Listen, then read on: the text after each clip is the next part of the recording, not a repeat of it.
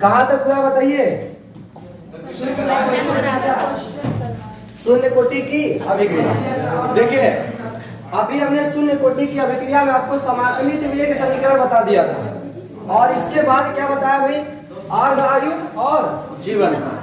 अब ध्यान से समझिए, अगर हम नेक्स्ट पेज पे इसके सारे फॉर्मूला एक साथ लिखें तो जो समाकलित वेग समीकरण था वो था k बराबर a0 माइनस at बाई एक ये था। तो प्रायोगिक वेग समीकरण ये नहीं है, ये कौन सा समीकरण है? समाकलित वेग समीकरण। ठीक है, तो समाकलित वेग समीकरण के बाद निकाला था अर्ध आयु। अर्ध आयु क्या होता है? a0 बाई 2k, सही है ना। और एक हमने निकाला था जीवन काल, कैपिटल T बराबर a0 बाई। कोई दिक्कत? ये शून्य कोटि की अभिक्रिया के लिए सामान्य समाकलित वेग समीकरण, अर्ध आयु और जीवन काल। लेकिन ध्यान ये देना, ये तब है जब रिएक्शन कुछ इस तरह से हो। सही है, ये आपके इंटर लेवल तक का है। लेकिन अगर मान लीजिए इसमें हम कुछ एक्स्ट्रा कर दे, जैसे हमने पहले से रिएक्शन ऐसे बना दिया, 3a करके क्या बना दिया? सही है, ये आपका समीकरण देखो चेंज हो जाएगा। इसमें समीकरण चेंज कैसे होगा? ध्यान सुनो। अगर हम कहते हैं इसका तात्क्षणिक वेग लिखना है तो आप लोग जब समाकलित वेग निकाल रहे थे उसका, सही ना, शून्य कोटि की अभिक्रिया के लिए, तो तात्क्षणिक वेग लिखे थे माइनस da अपान लिखे थे कि नहीं? लेकिन अभी बताओ क्या हो जाएगा? माइनस 1/3 da अपान होगा कि नहीं? तो भाई जब आप समाकलित वेग समीकरण अभी निकालोगे और प्रायोगिक वेग समीकरण इसका क्या होगा? तो भाई प्रायोगिक वेग समीकरण में इससे कोई फर्क नहीं पड़ता, वो केवल इतना होगा r k a पावर 0। शून्य कोटि की अभिक्रिया है तो 0 होगी, और 0 होगी तो भाई ये भी वेग है ये भी वेग है, दोनों क्या होंगे? बराबर। जब बराबर होंगे तो लिखेंगे 1/3 da अपान dt बराबर k a power 0। a power 0 की वैल्यू 1 होगी। तो यहाँ पर हो जाएगा, देखो ये हो जाएगा माइनस da इक्वल टू क्या हो जाएगा? 3 dt का k में गुणा हो जाएगा तो 3k dt। कोई दिक्कत? a पावर 0 की वैल्यू 1 हो जाएगी। अभी समाकलन करेंगे, डायरेक्ट कर देते हैं समाकलन। यहाँ पर a0 होगा, यहाँ पे at होगा, यहाँ 0 होगा, यहाँ t होगा, सही ना। यहाँ का हो जाएगा a, तो a का हो जाएगा एक बार at माइनस a0, उसके पहले माइनस ऑलरेडी लगा है, सही ना।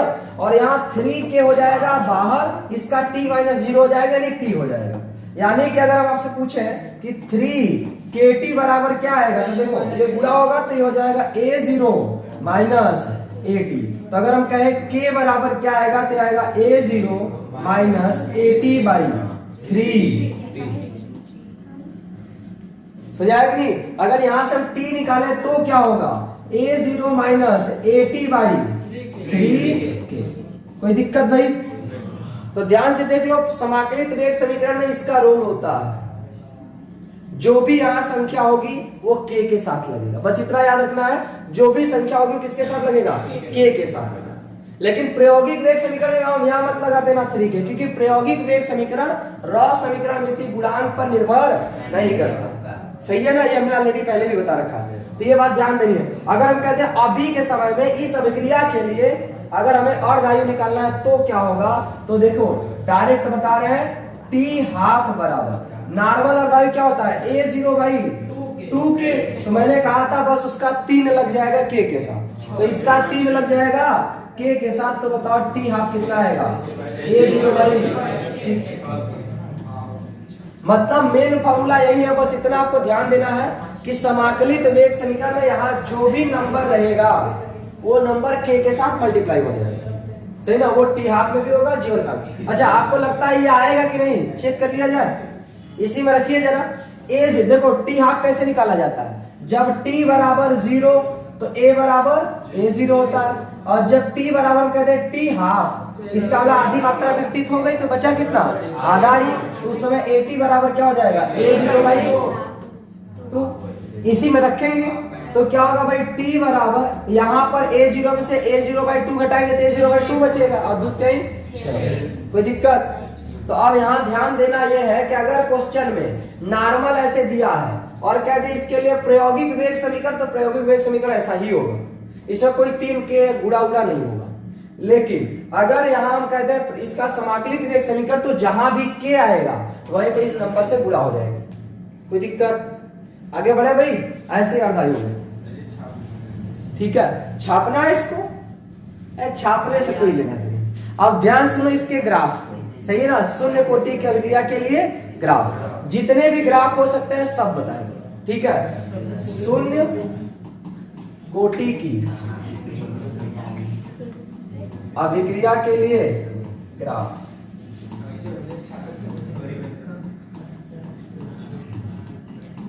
देखिए भाई, ग्राफ डायरेक्ट ये नहीं कि आप डायरेक्ट बना दें, इसको थोड़ा समझ लीजिएगा तब।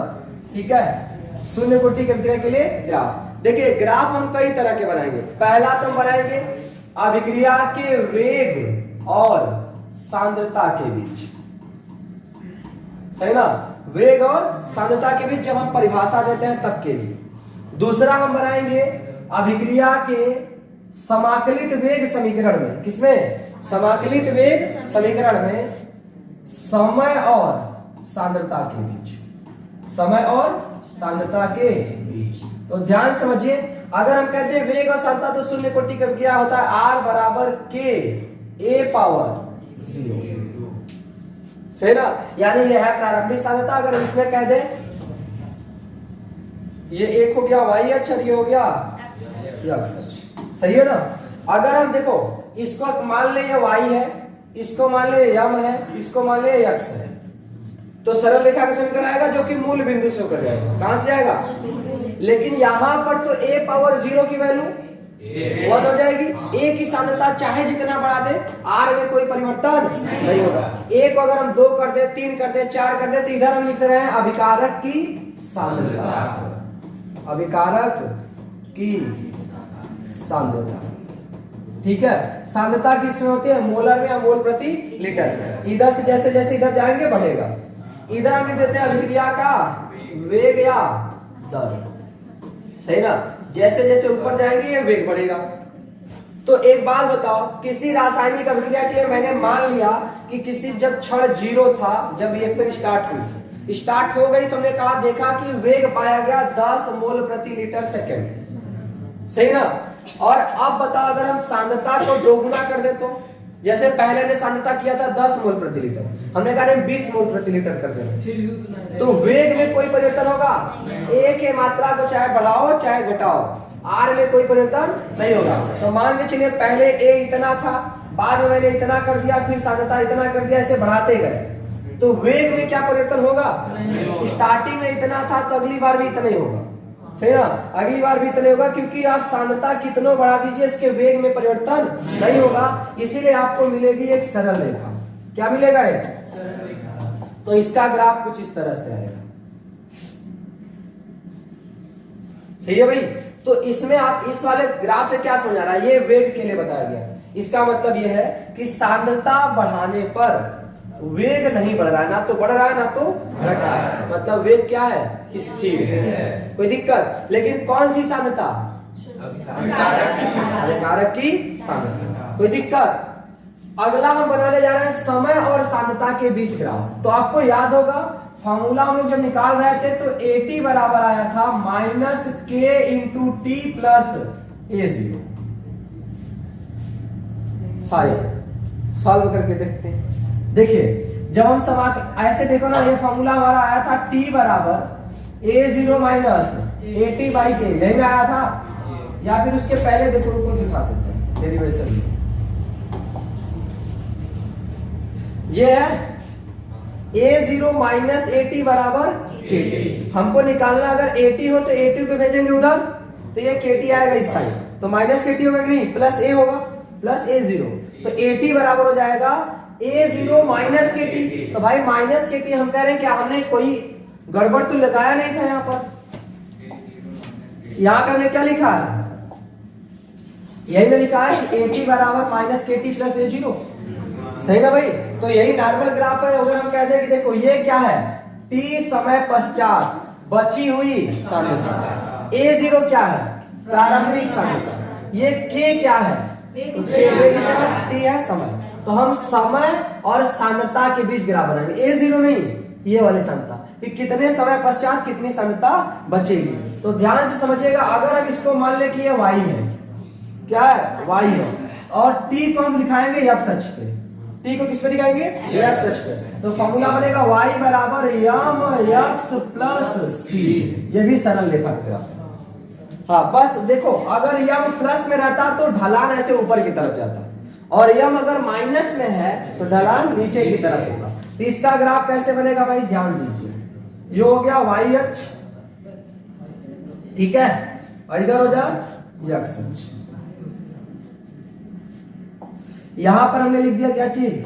समय। समय यानी t। जैसे जैसे इधर जाएंगे समय क्या होगा? बढ़ेगा। अब ध्यान समझिए, इधर की तरफ क्या है? सांद्रता। अभिकारक की है भाई, बात नहीं, सांद्रता। टी समय में लिखना नहीं, वो पूरे समय दिखा रहा है, सही ना? तो देखो, अगर हम कहते हैं टी 0 होगा, टी क्या होगा? 0। अगर टी 0 होगा,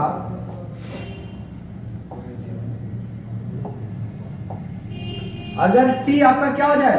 0, तो इसका मतलब अभिकारक में अभिक्रिया अभी स्टार्ट हो रही है, अभी हुई नहीं है। उस समय जो भी मात्रा होगा किसका होगा? अभिकारक का होगा। तो वो कहीं ना कहीं अपने मैक्सिमम वैल्यू पे होगा। यहीं पे देख लो, अगर हम टी रखते हैं 0, तो ये पूरा वैल्यू क्या हो जाएगा? 0। उस समय क्या AT 0 रहेगा? नहीं, AT क्या रहेगा? A0 रहेगा। और A0 होता है मैक्सिमम वैल्यू। A0 क्या होता है? Maximum value. ये AT हम दिखा रहे हैं इसमें, लेकिन ये कौन सी वैल्यू है? मैक्सिमम। जब t हमारा 0 था तो A मैक्सिमम था। इसके बाद हमें कह रहे हैं कि चलो t का मान लो अगर हम 5 कर दें, कितना कर दें? 5, फिर थोड़ा सा आगे दिखाएं तो 10, फिर ऐसे 15, फिर 20, ऐसे बढ़ाते जा रहे हैं। वो मिनट सेकंड कुछ में भी हो सकता है। तो अगर हमने कहा जब हम t का मान 5 कर दे तो यहाँ AT बराबर क्या आएगा? -5 के प्लस A0, क्योंकि t बराबर 5 हुआ। तो इसका मतलब है कि A0 में से अभी 5 के को घटाना पड़ेगा। तो जब घटा रहा है तो कहीं ना कहीं A0 से कम हो रहा है कि ज्यादा हो रहा है? तो A0 से कम हो गया कौन? AT। तो इसका मतलब जैसे 5 सेकंड आया, हो सकता है ग्राफ थोड़ा सा क्या हो जाए, क्योंकि कम हो रहा है ना, तो इस पे हल्का सा कम होगा। इसके बाद हमने कहा t बराबर 10, तो पहली बार तो A0 में से 5 के घटा रहे थे, अभी कितना घटाएंगे? 10। तो और कम हो जाएगा, तो और कम होगा तो और नीचे से आएगा, सही ना? अब आपको लगेगा सर सीधा ही क्यों बना रहे हैं? क्योंकि वेग क्या होता है? नियत होता है। अभिक्रिया का वेग इसमें फिक्स होता है ना, तो इसीलिए अब यहाँ पर अगर हम कहते हैं 15, तब की बार 15 घटाएंगे तो थोड़ा और नीचे आएगा। तो इसका मतलब ग्राफ कैसा देखने को मिल रहा है? ग्राफ कैसा देखने को मिला भाई?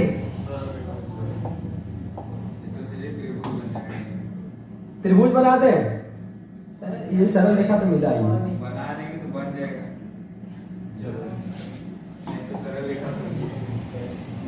चलिए कोई नहीं, त्रिभुज नहीं, वो त्रिभुज बनाना नहीं है। इसका मतलब है कि ग्राफ समय के साथ साथ क्या होगा? नीचे जाएगा, सही है? तो ये हो गया किसमें? AT और T में, यानी कि समय और T समय पश्चात बची हुई सांद्रता के बीच ग्राफ। इसका मतलब क्या है कि जैसे जैसे समय बढ़ेगा अभिकारक की सांद्रता घटेगी, सही है ना? तो ये नॉर्मल ग्राफ हो गया समय और सांद्रता के बीच। अभी अर्धायु बचा है, तो अर्धायु के लिए ग्राफ क्या होगा? ध्यान से देखिए, हम ग्राफ देखो, अर्धायु में क्या क्या होता है फॉर्मूला में? तो t हाफ बराबर क्या होता है? A0 by 2k। भाई k तो स्थिर चीज है, इसलिए हमें ग्राफ बनाना होगा अर्धायु और A0, यानी अर्ध आयु और किसके बीच? और प्रारंभिक सांद्रता के बीच ग्राफ। प्रारंभिक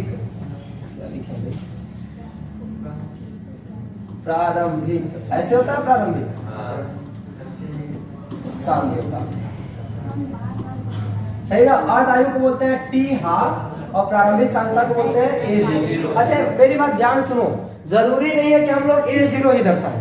कई बार जानते हो क्वेश्चन वैसे कहता है, जैसे कि हमने तो ऐसे रिएक्शन लिखा था A और P, इसलिए मैंने A0 किया था। कई बार रिएक्शन ऐसे लिखेगा R और P। तो इसको लिखेगा प्रारंभिक सांद्रता R0 और T समय पश्चात बची हुई सांद्रता R। तो किसी कोई दिक्कत? अगर इसी में हम यक्स करके ऐसे प्रोडक्ट करें तो प्रारंभिक सांद्रता x0 और T समय पश्चात बची हुई सांद्रता h। सही ना? तो ये बात आपको ध्यान देनी है, इससे आपको कंफ्यूज एकदम नहीं होना है कि हम R दिखा रहे हैं कि P दिखा रहे हैं। ये क्वेश्चन में इससे कोई मतलब नहीं है, ठीक है? तो देखो इसके बीच जब ग्राफ बनाना है तो इसमें भी एक हो जाए x अक्ष और एक,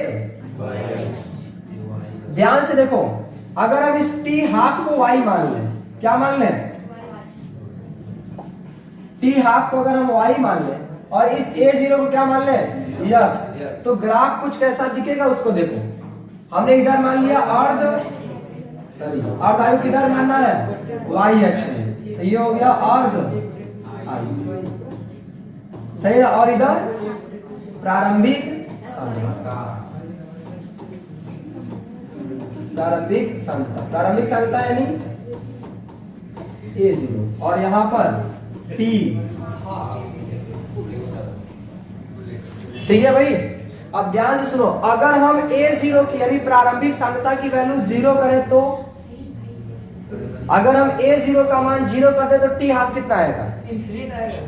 a0 तो ऊपर है ना, अगर हम a0 का मान 0 कर दे तो k से भाग देंगे तो क्या हो जाएगा? 0, यानी वो भी कहां रहेगा? 0 पे रहेगा, सही ना? अगर हम कहते हैं कि a0 का मान हम अगर कर दे 1, क्या कर दे? 1, तो हो जाएगा 1/2 के, कितना हो जाएगा? 1/2 के। अगर हम a0 का मान 2 कर दे तो 2/2 के, a0 का मान 3 कर दे तो 3/2 के, यानी लगातार बढ़ता ही जा रहा है।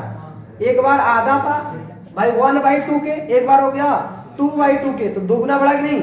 अगली बार अगर हम 3 करें तो वो 3/2 के हो जाएगा, फिर 4/2 के हो जाएगा, मतलब समय के साथ लगातार क्या हो जाएगा? बढ़ता जाएगा। और वैसे भी ये y है, ये x है, तो ऐसे मान लो ना कि t हाफ बराबर 1/2 के इंटू a0, इसको हम मान लेते हैं m, तो हो गया y m x, y बराबर mx, सरल रेखा का समीकरण, वो भी मूल बिंदु से जाने वाला, इसलिए इसका ग्राफ कैसा दिखेगा? मूल बिंदु से होकर जाने वाली रेखा का समीकरण कुछ इस तरह से, ठीक है ना? और इसका अगर हम कहें इसका ढलान क्या होगा? ढलान, ढलान क्या होगा इसका भाई? तो देखो ये हमारा प्रवणता बताता है ना, तो प्रवणता क्या होगा इसमें? 1/2 के, ये होगी हमारी प्रवणता। मैथ पढ़े हो ना सब? 10 में सरल रेखा, अच्छा 11 में हो गया है, ठीक है? हम लोग 10 में पढ़े थे भाई, आप लोगों को निर्देशांक ज्यामिति नाम का एक छोटा सा चैप्टर है 10 में, सही है ना? तो मतलब ये 11 में भूल गया, लेकिन हम लोग कब में पढ़ते हैं? 10 में। और आप लोग जो त्रिकोणमिति 11 में पढ़े हो ना, वो त्रिकोणमिति हम लोग 10 में पढ़े थे, और जो आप 10 में पढ़े उसको हम 9 में पढ़े थे, सही है? और आपके 9 में त्रिकोणमिति था ही नहीं, सही है? 12 वाला, 12 में कहा त्रिकोणमिति है जी? पहले मैथ से हो कि नहीं? अच्छा, हम क्या तुक्का तो नहीं मार रहे हो, सही है? हाँ, 12 में त्रिकोणमिति नहीं है, वो प्रतिलोम त्रिकोणमिति है। प्रतिलोम मतलब होता है उल्टा, उल्टा मतलब 1 के बटा में, और 1 के बटा को इनवर्स कहते हैं, सही है ना? तो इसको बोलते हैं ट्रिग्नोमेट्री इनवर्स, यानी प्रतिलोम त्रिकोणमिति, जो भी हो। तो ध्यान से सुनो भाई, यहाँ पर ये जो प्रवणता है ये बताती है झुकाव को, और आपको भी पता है मैथ में प्रवणता को लिखते हैं tan थीटा बराबर 1/2, सही है ना? किसी कोई दिक्कत इसमें? इसमें बताओ प्रवणता कितनी है? प्रवणता यानी झुकाव कितना है भाई? -k, कितना है? -k, यानी इसमें अगर हमें tan थीटा लिखना है तो tan थीटा बराबर होगा -k। इसमें तो कोई झुकाव नहीं, सही ना? एकदम फिक्स है, इसमें कोई झुकाव नहीं। तो बताओ ये तीनों ग्राफ समझ आया? सर वो वाला जो फर्स्ट वाला ग्राफ है, ये भी तो एक सरलरेखा ग्राफ है जो मूल बिंदु से जाता है। कहाँ मूल बिंदु से जा रहा है? ये तो अपरिवर्तित है, ये सीधा हो रहा है, इसका मतलब ना तो ऊपर जा रहा है ना तो नीचे, अपरिवर्तित है। समय को आप बढ़ाते जाइए, बढ़ा, देखो इस पे समय था तो ये इतना, इस पे समय तो भी ये इतना, तो है तो इतना ही वेग, सही ना? जैसे जैसे हम समय बढ़ाते गए हर जगह पे देखा वेग उतना ही था, इसका मतलब वेग क्या है? अपरिवर्तित है, सही ना? स्थिर है, नियत। हाँ, एक क्वेश्चन ये बन गया, अगर हम उत्पाद के बीच ग्राफ बनाए तो क्या होगा? सही है, ध्यान से समझिए। आगे बढ़े भाई, थोड़ा जगह कम पड़ रहा है क्या? कोई बात। देखिए जैसे हमने यहाँ क्या बनाया है कि वेग या दर और अभिकारक के सांद्रता के बीच ग्राफ। तो भाई जब अभिकारक की सांद्रता से वेग अपरिवर्तित है तो यही तो बदलता है उत्पाद में। उत्पाद की सांद्रता से भी वेग क्या होगा? अपरिवर्तित हो। उत्पाद की सांद्रता से भी वेग क्या होगा? अपरिवर्तित। लेकिन समय के साथ अंतर आएगा। इसमें समय बढ़ाने से अभिक्रिया का वेग बढ़ता है या घटता है? तो नियत रहता है। सही है। अब जो शून्य कोटि की अभिक्रिया उसमें चाहे जितना समय हो जाए अभिक्रिया का वेग क्या होगा? नियत। खत्म होगा तो जैसे अभिकारक पूरा उत्पाद बन जाएगा तुरंत वेग शून्य हो जाएगा। ठीक है, तो अभी ये ग्राफ यही तक आएगा। हाँ, लेकिन अगर हम प्रथम कोटि के लिए आएंगे तो वहां पर थोड़ा चेंज होगा। नहीं, इसी के लिए देखिए अभी इसका एक्सटेंडेड फॉर्म ये भी है। जैसे मान लीजिए ए है और क्या बन रहा है? पी है। शून्य कोटि की अभिक्रिया टी बराबर 0 पर, टी बराबर 0 पर इसकी मात्रा कितनी होगी? तो मान लेते हैं A0। कितना होगा? A0। भाई इसकी टोटल मात्रा होगी तो इसकी मात्रा कितना होगा? 0। ऐसा पिछले वाले भी चैप्टर में बताए थे कि जब शून्य है, समय अभी स्टार्ट हुआ है, इसका मतलब अभिकारक का टोटल उत्पाद बना नहीं है। लेकिन अब कहते हैं टी समय पश्चात तो हो सकता है इसकी कुछ मात्रा वो बन चुकी होगी। कितनी मात्रा? तो मान लेते हैं जैसे यक्स, कि इससे यक्स मात्रा बन गई वो, तो ये कितना बचेगा? A0 माइनस यक्स बचेगा। A0 minus x. किसी कोई दिक्कत यहाँ पे? अब ध्यान से सुनो, यही है टी समय पश्चात। अगर हम कहें अभी अभिक्रिया का वेग निकालना है तो समाकलित वेग समीकरण क्या होता है? समाकलित वेग समीकरण। ध्यान समझिए, समाकलित वेग समीकरण होता है कि शांत रहो भाई। समाकलित वेग समीकरण क्या होता है? जो पूछ रहे हैं बताते नहीं हो, आपस में बात कर रहे हो तुम सब। क्या होता है? चाहे टी बराबर लिखे चाहे के बराबर, या फिर इसके पहले हमने एक लिखा था, ये देखो भाई वही ना है। तो इसी को हम लिख रहे हैं क्या चीज? ए टी बराबर माइनस के इंटू टी, माइनस के इंटू टी प्लस A0। अभी यहाँ टी समय पश्चात अभिकार, ये ए टी क्या है? टी समय पश्चात अभिकारक की सांद्रता। तो यहाँ अभिकारक की सांद्रता कितनी है? A0 minus x. किसी कोई दिक्कत? यहाँ माइनस के टी और A0 तो चेंज नहीं होगा, ये तो प्रारंभिक सांद्रता है, ये A0 ही रहेगा। देखो यहाँ पे A0 से A0 क्या हो गया? कट गया। तो ये यक्स क्या है? यक्स क्या है? यक्स उत्पाद की मात्रा है ना, तो कहीं ना कहीं यक्स उत्पाद की सांद्रता हुई है। तो देखो यहाँ पर आएगा माइनस से माइनस कट जाएगा तो यक्स बराबर क्या आया? के इंटू टी, के इंटू टी। ये है उत्पाद की सांद्रता। टी समय पश्चात उत्पाद की सांद्रता और टी है समय। तो अभी अगर हम ग्राफ बना दें, क्या बना दें? ग्राफ। किसके किसके बीच? उत्पाद की सांद्रता और समय के बीच ग्राफ। सही ना? ऐसे ही अच्छा, यहां से हमको ये बात समझ में आ रहा है कि X is directly proportional to T, यानी उत्पाद की सांद्रता समय के अनुक्रमानुपाती होती है। जैसे जैसे समय बढ़ेगा उत्पाद की सांद्रता बढ़ेगी। भाई आपको भी पता है कि रिएक्शन में जैसे जैसे समय बढ़ेगा अभिकारक किसमें करण होगा? उत्पाद में। उत्पाद में करण होगा तो समय के साथ साथ उत्पाद की मात्रा बढ़ेगी। तो इसमें अगर हमें ग्राफ बनानी है,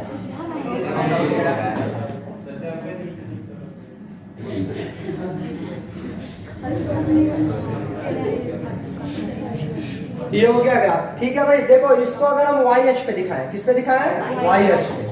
तो ये वाई एच पे अगर होगा तो ये हो गया उत्पाद की सांद्रता। उत्पाद की सांद्रता, सही ना? उत्पाद की सांद्रता को हम पी से दिखा सकते हैं, या यहाँ पर हमने यक्स माना है तो किससे दिखा दे रहे हैं? यक्स से। और इधर क्या हो गया भाई? समय। समय यानी टी। जैसे जैसे समय बढ़ाएंगे उत्पाद की सांद्रता बढ़ेगी। और ये y बराबर यम यक्स मूल बिंदु से होकर जाने वाली रेखा का समीकरण है। इसमें ग्राफ कैसा दिखेगा? सीधे मूल बिंदु से। इसमें ग्राफ कैसा दिखेगा? इस तरह से। ठीक है, इसमें यम का मान कितना है? k। तो यहाँ यम का मान कितना हो गया? ये हो गया इसका प्रवणता। प्रवणता कितना भाई? ये है उत्पाद की सांद्रता x और ये हो गया समय t। ऐसे ही अगर हम कहें अभिकारक का तो समय जैसे जैसे बढ़ेगा अभिकारक की सांद्रता घटेगी, क्योंकि जैसे उत्पाद की सांद्रता बढ़ती है वैसे ही अभिकारक की सांद्रता घटती है। तो उसमें मूल बिंदु से नीचे ऊपर से होकर कैसे आएगा नीचे, कोई दिक्कत? तो ये है शून्य कोटि की अभिक्रिया से रिलेटेड ग्राफ। इसमें जो इंपॉर्टेंट है वो ये है और ये है, सही है। आपके बोर्ड पेपर से लेवल में ये दोनों इंपॉर्टेंट है, इसका कोई बहुत बड़ा रोल नहीं है, सही है। तो ये ग्राफ होता है कंप्लीट। यहां तक किसी को कोई दिक्कत भाई? कि नॉर्मल से है कि अगर कोई अभिक्रिया ए है, क्या है? ए है, और इससे क्या बन रहा है भाई? प्रोडक्ट बन रहा है। इसके लिए अगर ये शून्य कोटि की अभिक्रिया है तो ए की सांद्रता को 4 गुना करने से अभिक्रिया का वेग पर क्या प्रभाव पड़ेगा? तो ए की सांद्रता को 4 गुना करो, चाहे 20 गुना करो, चाहे 100 गुना करो, चाहे लाख गुना करो, सही ना। अभी 10 ग्राम लिए थे, अगले 2 मिनट बाद आप 2 लाख किलोग्राम ले लो। रासायनिक अभिक्रिया के वेग पर कोई प्रभाव नहीं पड़ेगा यदि अभिक्रिया शून्य कोटि की। कोई दिक्कत? तो ये नॉर्मल सा है, बाकी जो क्वेश्चंस थे वो हमने बता दिए। और अगर आपको ऐसे क्वेश्चन और तभी प्रथम कोटि की अभिक्रिया पे चलना है। कोई दिक्कत भाई? तो हेडिंग क्या है? शून्य कोटि की अभिक्रिया के लक्षण। फर्स्ट क्या है भाई? तो सबसे पहली चीज, शून्य कोटि की अभिक्रिया का वेग सदैव नियत होता है अभिकारक की सांद्रता चाहे जितना। तो पहला तो यही हो जाएगा, शून्य कोटि की अभिक्रिया अभिकारक की सांद्रता बढ़ाने से अस्थिर रहती है, सॉरी स्थिर रहती है। क्या होती है? स्थिर। तो पहला इसका वेग क्या होता है भाई? स्थिर रहता है, चाहे सांद्रता को चाहे जितना कर, सही ना। दूसरा, इसका प्रायोगिक वेग समीकरण इस तरह से लिखा जाता है, r बराबर k a पावर 0। तीसरा, समाकलित वेग समीकरण k बराबर a0 minus at by t से प्रदर्शित किया जाता है। देखो लक्षण का मतलब होता है जिनसे आप इनकी पहचान कर सके, सही है ना। और इसका चौथा, अर्धायु क्या होता है? a0 by 2k। इसका मतलब यह है पांचवा कि जो अर्धायु होता है, अर्धायु, ये अभिकारक के प्रारंभिक सांद्रता पर निर्भर करता है, ना कि बची हुई सांद्रता पर, सही ना। अभिकारक की प्रारंभिक सांद्रता कितनी थी उस पर ये निर्भर करेगा, स्टार्टिंग से ही फिक्स रहेगा। लेकिन अब कह दे कि टी समय पश्चात अगर किसी रासायनिक अभिक्रिया की सांद्रता इतनी बची है तो अब बताओ इससे क्या परिवर्तित हो जाएगा क्या अर्धायु? नहीं। तो ये बची हुई सांद्रता पर निर्भर नहीं करता बल्कि प्रारंभिक सांद्रता पर निर्भर करता है। कोई दिक्कत? इसके बाद अगर हम 6 से लिखें तो अब क्या बोल सकते हैं? अच्छा, इसके कुछ उदाहरण आपको याद रखने हैं। उदाहरण मतलब कि ऐसी रासायनिक अभिक्रिया जो शून्य कोटि की अभिक्रिया हो। तो देखिए, जितनी भी प्रकाशिक अभिक्रिया होती है, कैसी अभिक्रिया है? प्रकाशिक। प्रकाशिक का मतलब होता है एरो के ऊपर क्या लगा हो? H। जैसे H2 प्लस Cl2, H करके क्या बनता है भाई? 2S। ये कैसी अभिक्रिया है? शून्य कोटि की अभिक्रिया, ठीक है। एक आपको और भी याद होगा, CH4 प्लस लगता है कि नहीं? और क्या बनता है? CH3C। तो ये सब कैसी अभिक्रियाएं हैं? शून्य कोटि की अभिक्रिया। ये हम उदाहरण बता रहे हैं शून्य कोटि के। तो कभी कभी ना पेपर में डायरेक्ट बोलता है कि निम्नलिखित में से कौन शून्य कोटि की अभिक्रिया है, रिएक्शन देगा 3-4 और आपको उसमें से बताना होगा, सही ना। तो ये पहला हमने बता दिया कि जितने भी एरो के ऊपर H लगे होंगे वो सब के सब क्या होंगे? शून्य कोटि के। दूसरा, जितने भी एंजाइम के उपस्थिति में रिएक्शंस होते हैं, जैसे आपके पेट में होने वाले जितने भी पाचन होते हैं वो कहीं ना कहीं किसी न किसी एंजाइम की उपस्थिति में होते हैं पाचन, जैसे लाइपेज, एमाइलेज, ट्रिप्सिन, बहुत सारे आपने पढ़ा, क्या पढ़ा है? एंजाइम।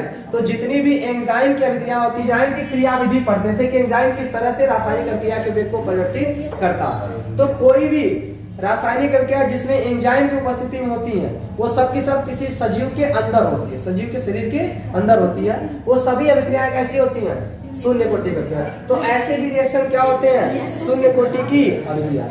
अब ध्यान से सुनो, इन्हें शून्य कोटि की अभिक्रिया हम क्यों कहते हैं, इसका जवाब आपको तब पता चलेगा जब आप प्रथम कोटि की अभिक्रिया के अर्धायु काल निकालोगे, सही ना। तो अब अगला हेडिंग क्या रहेगा भाई? हेडिंग बताओ। प्रथम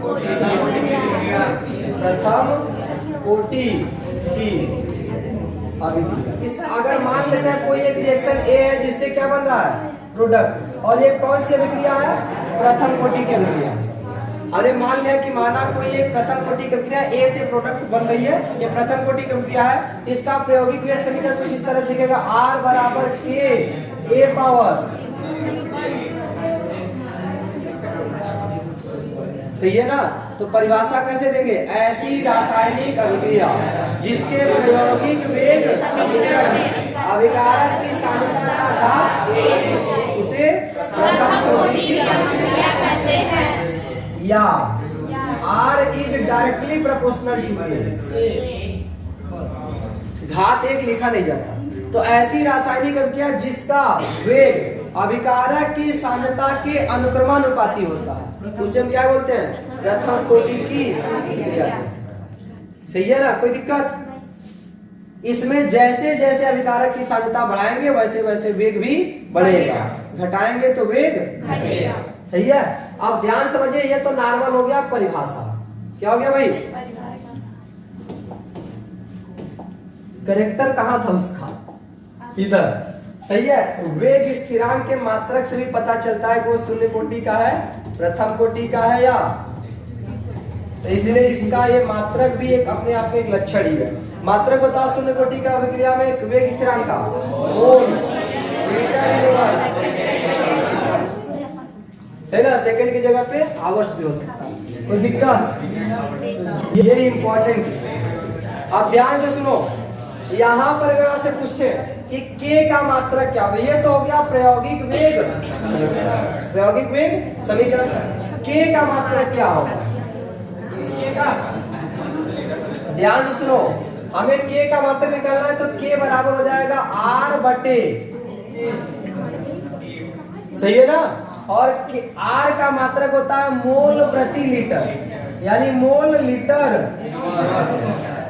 और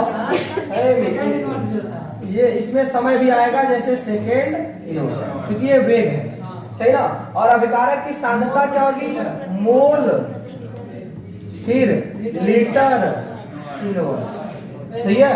तो देखो ये मोल से मोल कट जाएगा, लीटर से लीटर कट जाएगा, केवल क्या आएगा, तो ये हो गया वेग स्थिरांक का। तो यहां से आप डायरेक्ट पता कर सकते हैं, अगर शून्य कोटि की अभिक्रिया रहेगा तो वेग स्थिरांक या तो आवर्स इनवर्स रहेगा, या तो मीटर इनवर्स, मिनट इनवर्स रहेगा, या तो सेकंड इनवर्स रहेगा। कोई दिक्कत भाई। तो प्रथम कोटि की अभिक्रिया किसे कहेंगे, ऐसी रासायनिक अभिक्रिया जिसके प्रायोगिक वेग समीकरण में अभिक्रिया का वेग अभिकारक की सांद्रता के प्रथम घात के अनुपाती होता है, या जिसके प्रायोगिक वेग समीकरण में अभिकारक की सांद्रता का घात 1 हो, उसे हम क्या बोलते हैं, प्रथम कोटि की अभिक्रिया। सही ना। प्रथम कोटि की अभिक्रियाएं कंप्लीट कभी नहीं होती, प्रथम कोटि की अभिक्रियाओं को संपन्न होने में इनफाइनाइट टाइम लगता है। सही ना। तो इसका मतलब यह है कि अगर हम जीवन काल निकालें अभिक्रिया का तो क्या आना चाहिए, अनंत आना चाहिए ना। तो चलिए पहले ये तो हो गया प्रायोगिक वेग समीकरण, अब हम इसका निकालते हैं समाकलित वेग समीकरण। तो हेडिंग क्या होगा, प्रथम कोटि की अभिक्रिया के लिए समाकलित वेग समीकरण। तो समाकलित वेग समीकरण यही लिखना है भाई, किसके लिए, प्रथम कोटि की अभिक्रिया के लिए।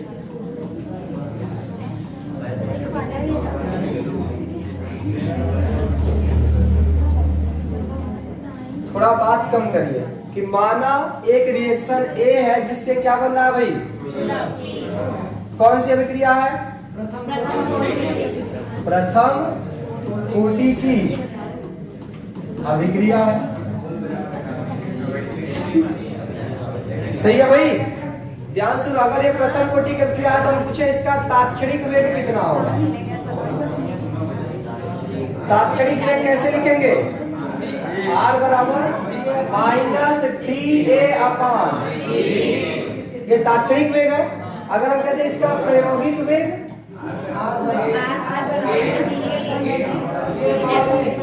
R बराबर K।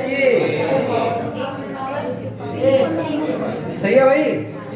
दोनों अगर वेग ही है, अगर दोनों वेग है तो ये दोनों भी क्या होने चाहिए, बराबर होने चाहिए।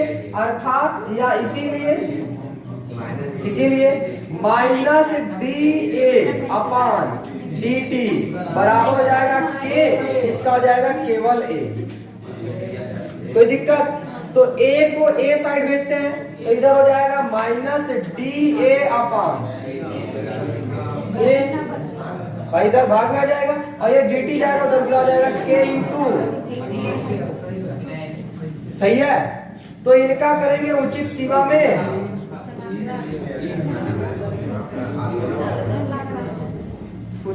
में समाकलन। अब ध्यान से समझिएगा, क्योंकि ये प्रथम कोटि की अभिक्रिया, मान के चलिए 100% लिखित देते हैं, या तो न्यूमेरिकल या तो डायरेक्ट डेरिवेशन जरूर पूछे, सही ना, इसके पेपर में। क्योंकि देखो 10 चैप्टर है, ये है केमिस्ट्री में, और 10 चैप्टर में कहां से क्या आना है ना, ये मान के चलो 80% पहले से ही पता होता है, सही है। आपके पेपर में कौन सा क्वेश्चन आएगा 80% पता रहेगा, सही है, हमको भी और आपको भी, सही है। जब आप अनसाल्वर्ड लगा लेंगे ना, तो आपको खुद ही आइडिया लग जाएगा कि पिछले 20 साल में या 10 साल में कितना पूछा, सही है। समाकलन करने पर आप ध्यान सुनो, समाकलन करते करते कैसे, तो इसके लिए लेना होगा लिमिट। तो जब t बराबर क्या हो, जब t बराबर 0 हो, तो अभिकारक की सांद्रता क्या होगी, A0 होगी। और जब t समय पश्चात पूछे सांद्रता कितनी बची, AT, तो यही समाकलन भी होगा। A वाला A के साइड लिमिट लगेगा और T वाला T के साइड। तो देखिए समाकलन इसका किया जाए भाई, तो यहाँ हो जाएगा minus of integration dA upon, इधर तो ये है, और उधर हो जाएगा integration of K into dt। यहाँ t के सापेक्ष करना है, इसलिए 0 से लेकर के t तक। यहाँ A के सापेक्ष करना है, इसलिए A0 से लेकर के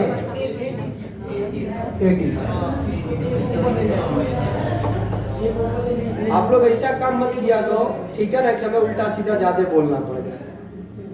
कई बार बोलेंगे आप लोग, एकदम मत बोला, सही है। अगर समझ में आए ना आए, बस इतना जवाब दिया करो, हाँ या ना, इसके अलावा कुछ नहीं बोलना।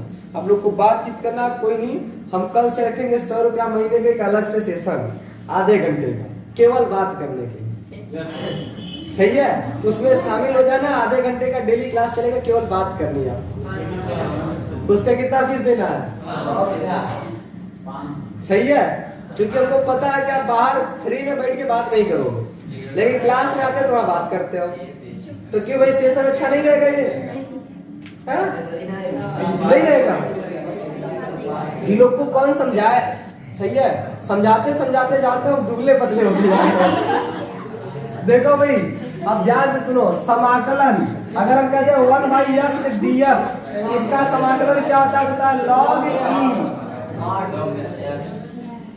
कोई mod x नहीं, डायरेक्ट x, सही ना, तो log e x होता है।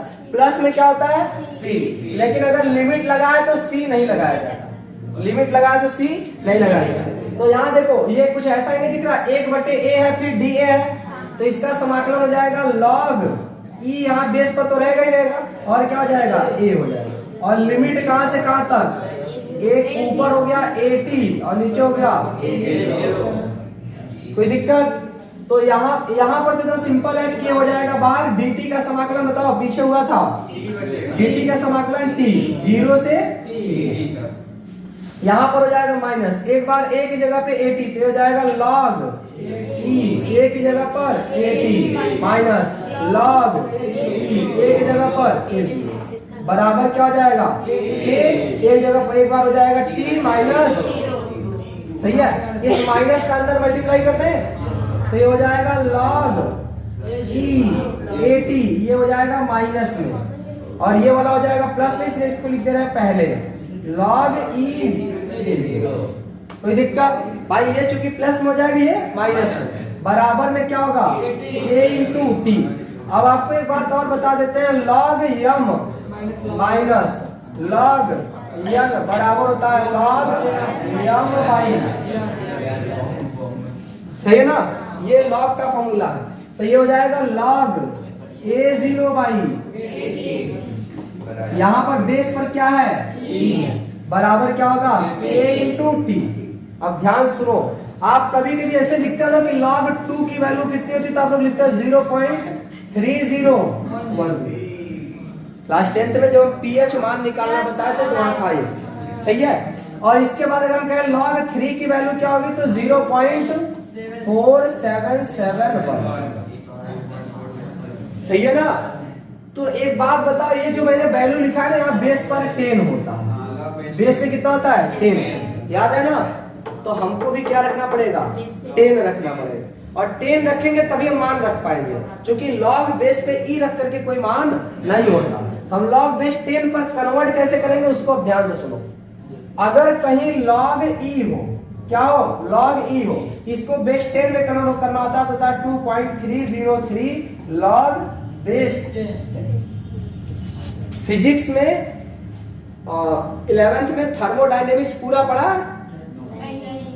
नहीं पढ़ा, थोड़ा सा बताया था। गिब्स ऊर्जा वगैरह नहीं पढ़ा, कोई नहीं, तो वहां पर भी ये है। और नहीं तो इसको मैंने कहीं ना कहीं आपको जरूर बताया है, क्लास 11th के किसी चैप्टर में आया होगा, नहीं आया था? आया है सर, उसमें गति में पढ़ाया था। शांत रहिए, शांत रहिए, जो भी अभी आप डायरेक्ट याद करो कि अगर आपको लॉग ई से कहाँ जाना है, लॉग बेस 10 में, तो आपको मल्टीप्लाई करना होगा 2.303 से। तो यहाँ पर भी हम 10 में जाना चाहते हैं तो यहाँ बनाएंगे 2.303 लॉग बेस 10। अब हो जाएगा A0 बाई, कोई दिक्कत, बराबर क्या हो जाएगा 80। यहाँ से अगर हम K निकाले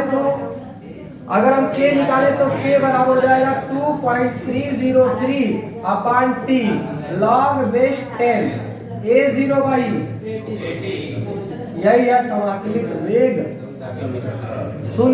प्रथम कोटि की अभिक्रिया के लिए समाकलित वेग समीकरण। किसी को कोई दिक्कत यहाँ तक समझाया कि नहीं? क्यों भाई पीछे इसमें कोई दिक्कत किसी को? अगर हमें T निकालना है तो T को यहाँ भेजेंगे, K नीचे आ जाएगा, सही है। तो इसी में या करके अगर हम T बराबर लिखना चाहे तो T बराबर हो जाएगा 2.303 by K log base 10 A0 by. कोई दिक्कत? तो ये आपको हो गया समाकलित वेग। बड़ा सिंपल है, याद हो जाएगा कि नहीं? अच्छा एक बात बता, A0 क्या है? A0 क्या है? AT क्या है? अब हम आपको कुछ गेम बताते हैं जो साइड बुक है उसकी, सही ना? एनसीईआरटी में यही रहता है। साइड बुक में करता क्या कि जैसे कोई ए रिएक्शन है, क्या बना रहा है, प्रोडक्ट बना रहा है, तो ये ऐसे कहेगा कि जब T बराबर क्या हो, 0, T बराबर 0, तो ऐसे मान लेगा कि इसकी प्रारंभिक सांद्रता थी A, कितनी थी A, तो इधर कितना रहेगा, 0 रहेगा। कहेगा T समय पश्चात इसमें से हो सकता है x भाग विघटित हो गया हो, तो बताओ इधर कितना बचेगा, a माइनस x, तो इधर क्या हो जाएगा, ऐसा देगा साइड बुक में, सही है। क्योंकि आपके क्वेश्चन में क्या बोलता है 80% विघटित हो जाए, इसका मतलब x का मान 80% दिया है, सही है ना। तो देखो अगर यहाँ पर अगर हम इसको रखना चाहे तो बताओ क्या बन सकता है, ध्यान से इधर देखो चुपचाप। अगर यहाँ पे रखना चाहे तो T बराबर 2.303 by K log base 10 A0 यानी प्रारंभिक सांद्रता, बताओ प्रारंभिक सांद्रता A बटे T समय पश्चात बची हुई सांद्रता A माइनस x। आपके साइड बुक में कुछ इस तरह से लिखिएगा,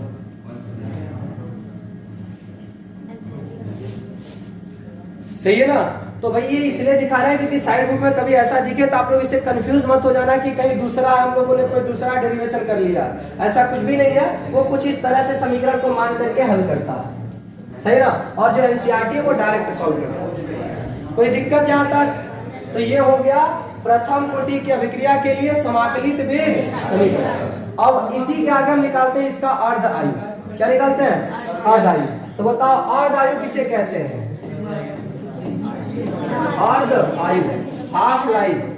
हाफ लाइफ किसी रासायनिक अभिक्रिया के सांद्रता की आधी मात्रा विघटित होने में लगा समय। जैसे अगर किसी अभिक्रिया में अभिकारक की प्रारंभिक सांद्रता 10 मोल प्रति लीटर थी तो इसको 5 मोल प्रति लीटर होने में जितना समय लगेगा वो कहलाएगा अर्ध आयु। अगर 50 मोल प्रति लीटर थी तो 25 मोल प्रति लीटर सांद्रता कंप्लीट होने में जितना समय लगेगा वो क्या कहलाएगा, अर्ध आयु। तो आधी मात्रा विघटित होने में लगा समय अर्ध आयु कहलाता है।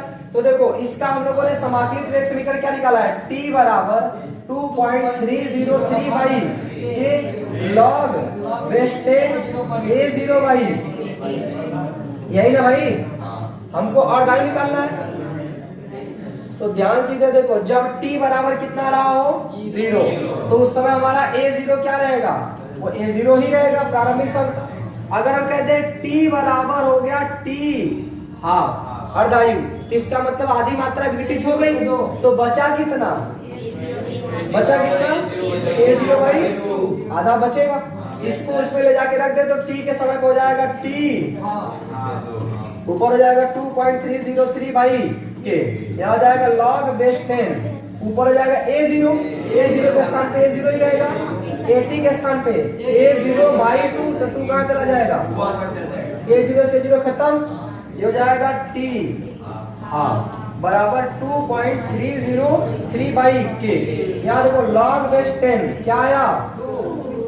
अब log बेस 10 2 का मान कितना होता है? 0.3010, ये हो जाएगा 2.303, इसका मान याद रखना 0.3010। हम आपको 2-3 मान बोलेंगे जिसको याद कर लेना, बाकी मान आप निकाल ले जाओगे खुद से ही, ठीक है ना। बटे क्या हो जाएगा? इसका मल्टीप्लाई करें, ऐसे समझो ये 301 नहीं बल्कि 300 लिखा है, क्योंकि 301 और 300 से गुणा करने में कोई फर्क नहीं पड़ेगा। अगर हम 300 मान के गुणा करें तो देखो इससे डायरेक्ट गुणा करेंगे, 3 त्रिका 9, 3 0 0, 3 त्रिका 9, 3 दूना 6, ऐसा गुणा करेंगे। हमने केवल क्या मान के गुणा किया है? 3। इसका मतलब हमने इसको हटा दिया था, केवल एक अंक पे दशमलव माना है, तो हम एक अंक पे दशमलव मिटेगा कि नहीं, ये यहाँ आ जाएगा, है ना। तो कुछ इस तरह से आज 0.69। अब देखो 0 आया है ना, फिर 9 है, लेकिन अगर हम पूरा गुणा करते हैं ना तो ये कुछ ऐसा आता है।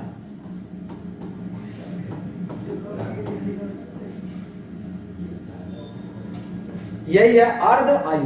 देखो इस पूरे अर्ध आयु के फॉर्मूले में ये बात पता चल रही है कि प्रथम कोटि की अभिक्रिया का अर्ध आयु प्रारंभिक सांद्रता पर निर्भर नहीं करता, इसीलिए इसमें A0 नहीं। आप A0 चाहे जितना कर दो, प्रारंभिक सांद्रता चाहे जितना बढ़ा दो, अभिक्रिया की अर्ध आयु प्रारंभिक सांद्रता पर निर्भर नहीं।